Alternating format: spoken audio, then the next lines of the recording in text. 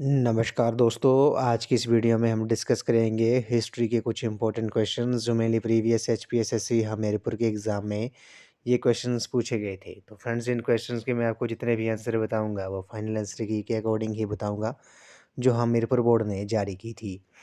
तो friends, video को शुरू करने से पहले अगर आप चैनल पर पहली बार विजिट कर रहे हो तो चैनल को सब्सक्राइब भी ज़रूर कर दें।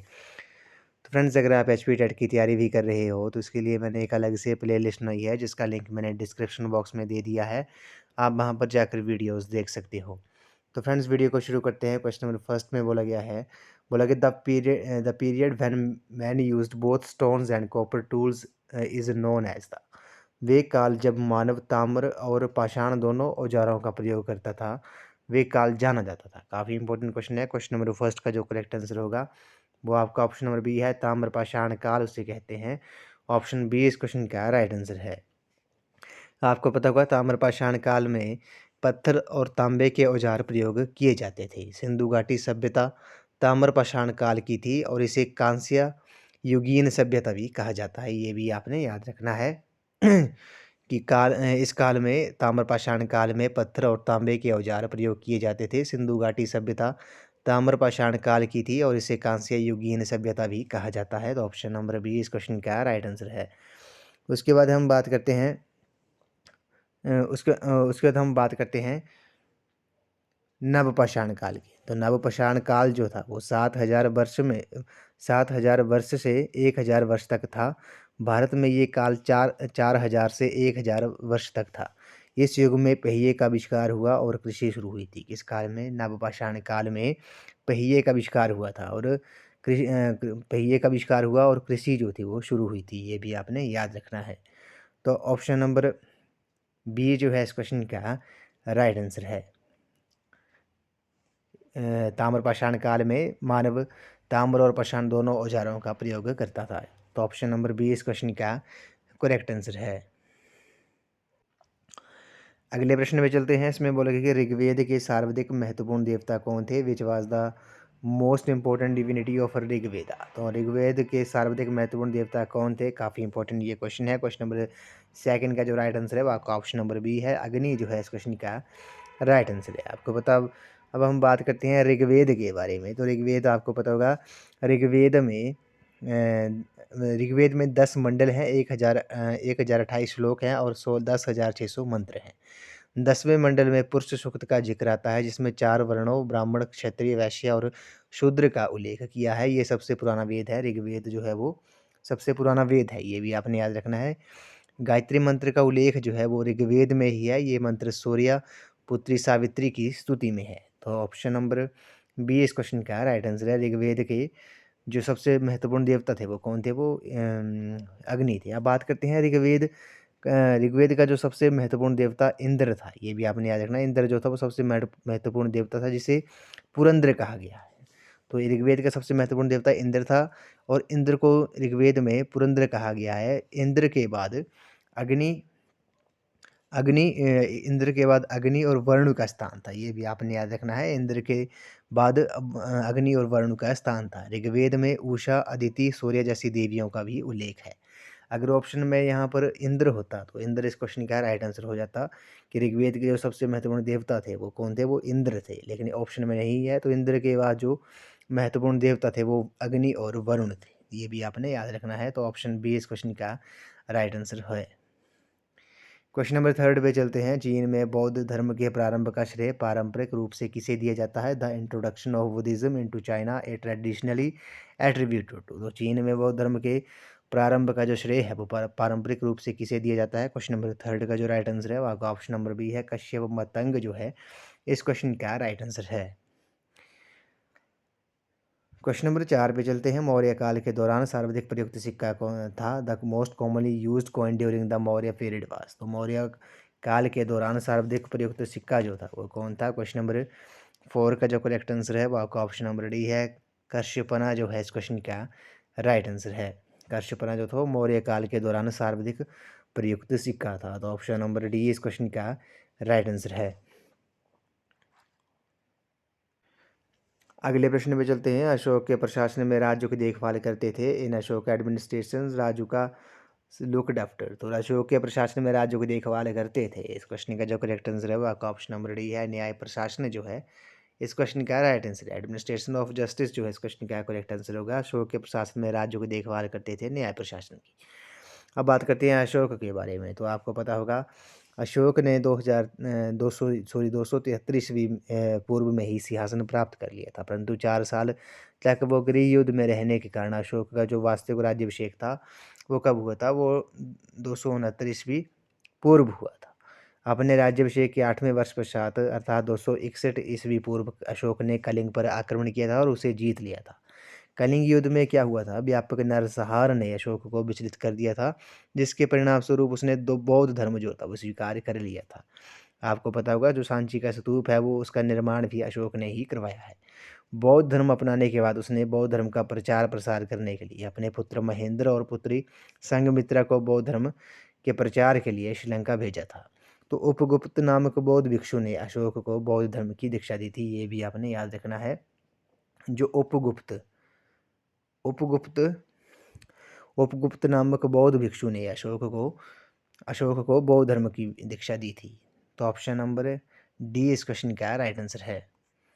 क्वेश्चन नंबर 6 पे चलते हैं। दुर्रानी वंश की स्थापना किसने की थी? The Durrani dynasty was founded by. तो दुर्रानी वंश की जो स्थापना थी वो किसने की थी? क्वेश्चन नंबर 6 का जो राइट आंसर है वो आपका ऑप्शन नंबर सी है, अहमद शाह अब्दाली जो है इस क्वेश्चन का राइट आंसर है। दुर्रानी वंश की जो स्थापना थी वो अहमद शाह अब्दाली ने की थी। क्वेश्चन नंबर 7 पे चलते हैं। सूफीवाद की सुहारवादी पद्धति भारत के किस क्षेत्र में प्रसिद्ध थी? In which region of India was the Suhrawardi order of Sufism popular. तो क्वेश्चन नंबर 7 का जो करेक्ट आंसर है वो आपका ऑप्शन नंबर डी है, पंजाब और सिंध जो है इस क्वेश्चन का राइट आंसर है। सूफीवाद की सुहारवादी पद्धति जो थी वो भारत के पंजाब और सिंध क्षेत्र में प्रसिद्ध थी।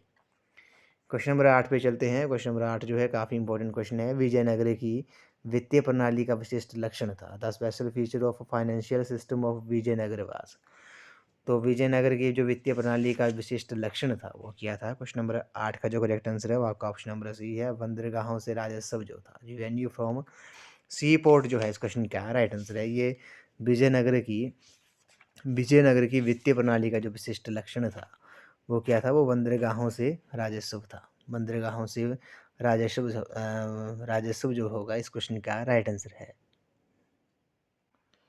अब बात करते हैं विजयनगर साम्राज्य के बारे में। तो विजयनगर साम्राज्य की जो स्थापना थी वो 1336 ईस्वी में हरिहर एवं बुक्का नामक दो भाइयों ने की थी। विजयनगर साम्राज्य की जो राजधानी थी वो हम्पी थी और विजयनगर साम्राज्य के खंडहर तुंगभद्रा नदी पर स्थित है। इसकी राजभाषा जो थी वो तेलुगु थी, ये भी आपने याद रखना है। इटली का जो यात्री निकोलो कोंटी था वो विजयनगर की यात्रा पर देवराय प्रथम के शासनकाल में आया था, ये भी आपने याद रखना है। क्वेश्चन नंबर 9 पे चलते हैं। काफ़ी ये इंपॉर्टेंट क्वेश्चन है। इसमें बोला गया है कि कौन सा मुगल शासक पढ़ने और लिखने की कला से अवज्ञा था? Which Mughal ruler was ignorant of the art of reading and writing. तो क्वेश्चन नंबर 9 का जो करेक्ट आंसर है वो आपका ऑप्शन नंबर डी है, अकबर जो है इस क्वेश्चन का राइट आंसर है। अकबर जो मुगल शासक था वो क्या था? वो पढ़ने और लिखने की कला से क्या था? अवज्ञा था। तो ऑप्शन नंबर डी इस क्वेश्चन का राइट आंसर है। अब बात करते हैं अकबर के बारे में। तो अकबर का जन्म आपको पता होगा 1542 ईस्वी में अमरकोट में हुआ था। अकबर का जो राज्याभिषेक था वो 1556 ईस्वी में कालानौर में हुआ था और सिंहासन पर बैठते ही अकबर ने बैरम खान की सहायता से 1556 ईस्वी में पानीपत के दूसरे युद्ध में हेमू विक्रमादित्य को हराया था, ये भी आपने याद रखना है। 1576 ईस्वी के हल्दी घाटी के प्रसिद्ध युद्ध में अकबर के सेनापति राजा मान सिंह ने मेवाड़ के शासक महाराणा प्रताप को पराजित किया था, ये भी आपने याद रखना है। 1582 में अकबर ने सभी धर्मों के उत्तम सिद्धांतों को लेकर तौहीद ए इलाही या दीन ए इलाही नामक नए धर्म की स्थापना की थी।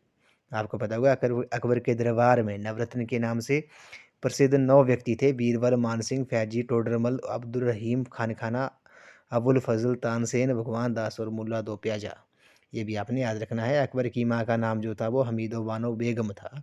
दीन ए इलाही स्वीकार करने वाला प्रथम और अंतिम हिंदू शासक जो था वो बीरबल था। बीरबल के बचपन का नाम महेश दास था, ये भी आपने याद रखना है। अकबर के दरबार का जो प्रसिद्ध संगीतकार था वो तानसेन था और अकबर के दरबार में जो प्रसिद्ध चित्रकार था वो अब्दुल समद था, ये भी आपने याद रखना है। क्वेश्चन नंबर 11 पे चलते हैं। मराठा प्रमुख संभाजी को किसके शासनकाल के दौरान फांसी दी गई थी? The Maratha chief Sambhaji was executed during the रियाइन।